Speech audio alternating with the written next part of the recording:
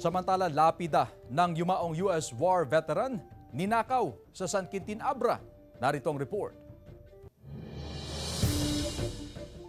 Ninakaw ng mga hindi pa nakikilalang sospek ang lapida ng isang US war veteran na si Pedro Rodriguez na nakahimlay sa public cemetery sa poblasyon San Quintin, Abra.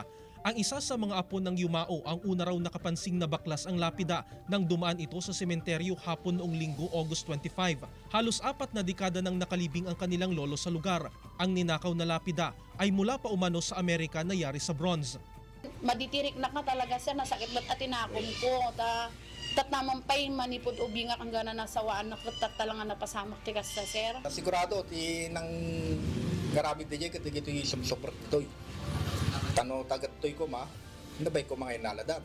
Ayon sa hepe ng pulisya, patuloy ang kanilang pangangalap ng ebidensya at saksi sa makapagtuturo sa mga sospek sa pagnanakaw. Samantala, may mensahe ang centenarian na asawa ng namayapang war veteran sa sinumang nagnakaw sa lapida. Sino ka man nga nangala, pangasim anak ko sa isubilin.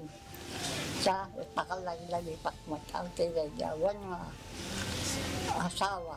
Jarek Pasilyao, 1 North Central Luzon.